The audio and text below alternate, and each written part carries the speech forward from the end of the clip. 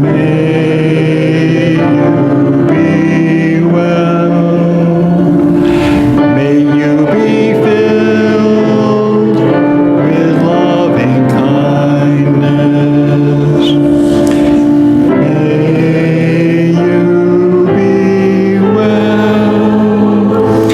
May you be peaceful and at ease. May you be well. May we be filled with loving kindness.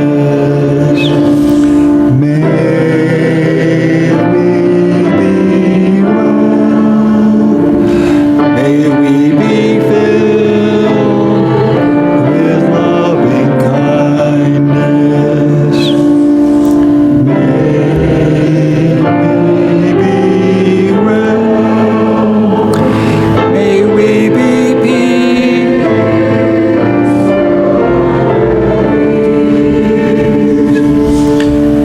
May we be.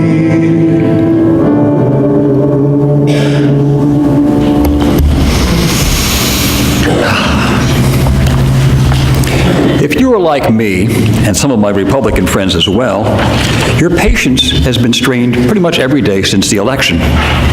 It seems impossible to be patient when we think of the bumper sticker that could have been made for these times. If you're not outraged, you're just not paying attention. But when my wife Nan and I have talked about this bumper sticker, we've come to the conclusion that if you are outraged, the others will hear only your anger and not what you're trying to say. So how are we going to dial down the outrage in these trying times? How can we be patient? I recently discussed the idea of growing patience with my Chapel Talk pastoral counseling group at Dauphin County Prison, where I serve as volunteer chaplain. As you might imagine, being incarcerated gives a person lots of time to practice patience. The men talked about ways they cope, and I learned from the group that reading, writing, drawing, and meditating all seem to help. They've even worked out ways to exercise in a cell. Think of an 8 by 10 foot bathroom with a double-deck bunk along one wall. They do push-ups, knee bends, and the like. Some guys use the time to think through their life experiences and develop new goals. As you might imagine, I encourage this kind of behavior since they can change their thinking without changing their location. But it is not easy. For them, stir-crazy is not just an abstract concept. The range of their responses offers us a sort of summary of the possible ways to cope, to build patience, and to deal with the issues that would enrage us if we let them. Of course, there are some options open to us that they can't pursue. This quote from Angela Davis suggests one possibility. She says, "I'm no longer accepting the things I cannot change. I'm changing the things I cannot accept." My personal favorite is a reading by Edward Everett Hale, a Unitarian minister, that's found in the back of our gray hymnal. "I'm only one, but still I am one. I cannot do everything, but still I can do something. And because I cannot do everything, I will not refuse to do the something that I can do." I got some good ideas and insights about patience from Philip Simmons in his book, Learning to Fall, The Blessings of an Imperfect Life. Simmons was an accomplished writer and professor of English at a small college when he was diagnosed with ALS, often called Lou Gehrig's disease. He was given 5 years to live, and he beat the diagnosis by an additional 5 years. He used his time to write a number of thoughtful essays, a few of which were printed in our UU World magazine and elsewhere, before being combined in his book as chapters. A fascinating chapter called Out of the Cave uses the metaphor of a bear emerging from its cave in the spring, a metaphor for our need to be in the world with all its shortcomings. In it, he reminds us that we cannot control others' actions, but we can control our responses to them. He tells us that sopa, the Tibetan word for patience, comes from a root meaning able to withstand. So part of the issue is how much can we withstand? Simmons also points out, and here he quotes the Dalai Lama, that tolerance and patience do not imply submission or giving in to injustice. I'll talk more about injustice and justice-making in a bit. As I heard the wonderful anthem, If We Only Have Love, and then the meditation hymn, Filled with Loving Kindness, I was again reminded that love and its close relations, compassion and loving kindness, seem to constitute the infrastructure of our first UU principle. We affirm and promote the inherent worth and dignity of every person. If I'm going to live out this principle, I need to think a lot about empathy, which to me grows out of love, compassion, and loving kindness. I learned about the connection from my work on nonviolent communication, or NVC, which was developed by psychologist Marshall Rosenberg as a process for inspiring, compassionate communication. Nonviolent communication has helped me appreciate the incredible importance of empathy, which Rosenberg defines as a respectful understanding of what others are experiencing. I think empathy is the basis for all authentic or compassionate communication. I've taught nonviolent communication to my chapel talk group in the prison to help them appreciate the importance of empathy and empathic listening to strengthen a relationship. Many of the guys picked up on what I was trying to share with them, showing me that they care about relationships. UU minister Nathan Walker emphasizes the connection between empathy and our first principle in his book, Cultivating Empathy, the Worth and Dignity of Every Person Without Exception. The book introduced me to a sort of radically inclusive empathy, the moral imagination. This is a concept that's been around for centuries. The book defines it as the ability to project oneself into the middle of a moral dilemma or conflict and understand all the points of view. That sounds like a tall order, and the examples he offers show how difficult and yet rewarding it can be. His first example is a little girl named Ruby Bridges, who was 6 years old when she became one of the first African-American children to attend a formerly segregated school in New Orleans. A bit later, she was talking about her experience to Robert Coles, a child psychologist who volunteered his services because he was concerned how the experience might have harmed her. She told him she was sorry for the people who were trying to kill her. He clarified, "You feel sorry for them? Well, don't you think they need feeling sorry for?" As he puts it, he was struck dumb and silent because he had to reflect on this child's wisdom. Writing about the experience, he pointed out that the human capacity to have empathy for one another is not simply a creative impulse, but a moral one. Isn't her wisdom impressive? And coming from a 6-year-old girl, her ability to feel sorry for people who hated her so that she could separate their essential humanity from their actions. Something I need to work on. I find the moral imagination offers us a lot we need in these troubled times, and others agree with me. In her foreword to Walker's book, UU minister Meg Riley, who is senior minister at our UU Church of the Larger Fellowship, was blunt. She said, "Let's be real. We live in a time when many of the people with cultural megaphones are not sharing imaginative stories of hope and possibility. If we are to continue as a people, it will be up to regular folks like us, individually and collectively, to find ways to create a more just, more compassionate way forward together." This book provided me deep and real support for that work, and I'm deeply grateful to Nate Walker for writing it. I hope that it strengthens your own practice of moral imagination as well. The parched world is in need of the greening that such a practice brings. Nathan Walker helped me understand that when we demonize those we consider the other, those who strain our patience, for example, we are giving way to our negative imagination, which in turn can lead to hatred. When we fall into the trap of otherizing another person, we dehumanize them, we demoralize them, while corrupting our own moral capacity. When I otherize someone who tries my patience, for example, I'm pretty much guaranteeing that I will not understand them And this ensures that the split between us will get wider, not narrower. When I otherize someone by making fun of them, I no longer take them seriously. I have established a toxic pattern, and I will have more to withstand. How much can I withstand? The short answer is as much as I need to. But where my mental and spiritual health are concerned, the less the better. This does not mean I will forget my principles or give in to one who threatens them. Walker gives a splendid example of South Africa's Nelson Mandela, who captured the moral imagination of a country and inspired its people to adopt policies that reflected the belief that all of us are worthy of equal treatment under the law.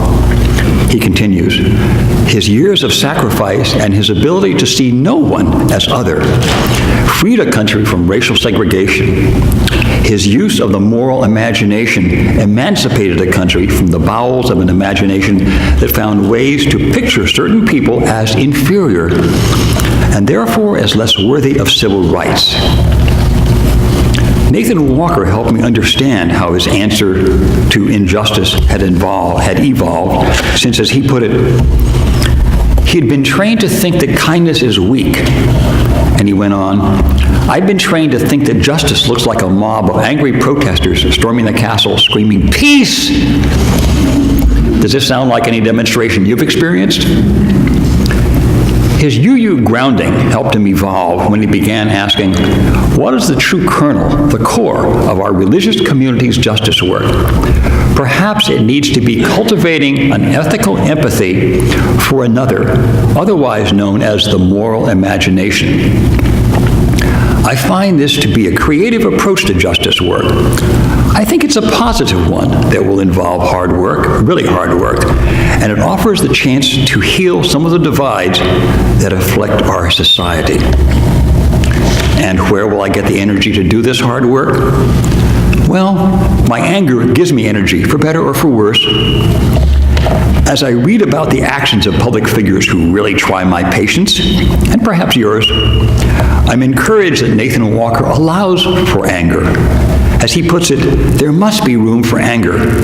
Expressed constructively, anger can motivate, enliven, and empower. Heated, lively debate can serve as windows into our collective thinking and behavior. But he also offers a warning. We must never forget that anger is first and foremost a signal, not a solution. He continues, when anger becomes a solution, even our only solution, then our compass is pulled away from true north and we become lost and confused. Sounds like a good reason for dialing back our outrage so our anger comes out constructively, don't you think? But I don't let go of my anger, which is simmering there on the back burner when I hear of yet another clash with my principles. Right now I'm angry about the recent introduction of yet another piece of anti-choice legislation in our General Assembly. When I plan for an advocacy visit to my legislator, I need to remind myself that speaking without listening builds no bridges. I need to reach out with a pastoral approach, unlike the biblical prophets who were known for speaking truth to power. That's how I used to envision my advocacy in the past, not caring if I was heard as long as I spoke up. One of my first seminary courses gave me the response I needed, speaking the truth in love. While the phrase is found in the Apostle Paul's letters to the Ephesians in the Christian scriptures, the instance that comes to mind happened in 1998 when President Clinton was found to have had an improper relationship with Monica Lewinsky. The task of speaking the truth in love fell to Clinton's minister at the church he attended, Reverend J.P. Wagaman, who had to minister to both the President and Mrs. Clinton, as well as the other members of the congregation. Wagaman's book about his experience From the Eye of the Storm was required reading for the course. Learning about the tightrope he walked between condemning the president's actions while offering him pastoral support on the one hand and supporting his congregation, which had a wide range of viewpoints, on the other, was helpful to all of us in the class. I think the class came to appreciate the importance of speaking the truth in love. That is, considering what our listeners need to hear and will be able to hear. I find the prospect of speaking the truth in love to a public officials I don't care for looms before me as an incredibly difficult task, and it's not much easier to speak the truth with compassion, with loving kindness. But that is my task, since I feel driven to speak the truth as I see it, and I really want to have my words heard, especially when I'm talking with a legislator whose politics are really different than mine. As J.D. Stillwater said in his February 12 presentation at Market Street, our society is a work in progress. It's in a sort of adolescent stage. His words gave me an idea for understanding the words and actions of our president, whom I often find difficult or impossible to understand. I think our president displays some of the symptoms we associate with a difficult teenager. He seems self-centered, distrustful of information that disagrees with him, and subject to huge mood swings. Those of us who have parented a teenager will agree about the difficult qualities. So I suggest that we try a time-tested approach borrowed from parenting, a sort of tough love, or actually tough compassion. We combine compassion for another person whose inherent worth and dignity we are called to affirm and respect, with strong boundaries we will defend as best we are able when that person's words or actions go beyond what we can accept. The most important part of tough compassion for me is my need to be filled with loving kindness, especially when compassion is noticeably absent. That is why the meditation hymn we just sang, Filled with Loving Kindness, will be in my head for a long time to come. I will have better luck being patient when I remember Nathan Walker's closing thoughts. The remedy begins with first a thought, a belief that it's possible for me to understand another person's views. I can do so without necessarily agreeing with them or silencing my own voice. Walker continues, understanding is a prerequisite for empathy. This encounter then becomes an ethical one when we use the moral imagination to see our shared humanity and dare to forge a new way of being with one another. I feel challenged by Nathan Walker's words. While I want to see my shared humanity with an elected official I don't want to respect, it seems incredibly difficult. But as a UU, I know that I believe in the inherent worth and dignity of every person, even a person I don't care for, without exception. Nathan Walker gives me a goal, and I offer it to you as well. Can we try to see the humanity we share with those who try our patience? As he puts it, when we observe oppression, let us develop strategies that free not only the oppressed, but also the oppressor. Let us remember that those who use their power to deny freedom to others are also imprisoned and are also worthy of care. Do not let their unjust actions inspire us to cruelty, or else we will soon become what we set out against. In short, let us exercise the moral imagination to help us understand those who try our patience while maintaining the strong boundaries we need and practicing loving kindness for ourselves and those around us. May it be so. Now please rise in body or spirit for the closing hymn and remain standing for the closing words and benediction.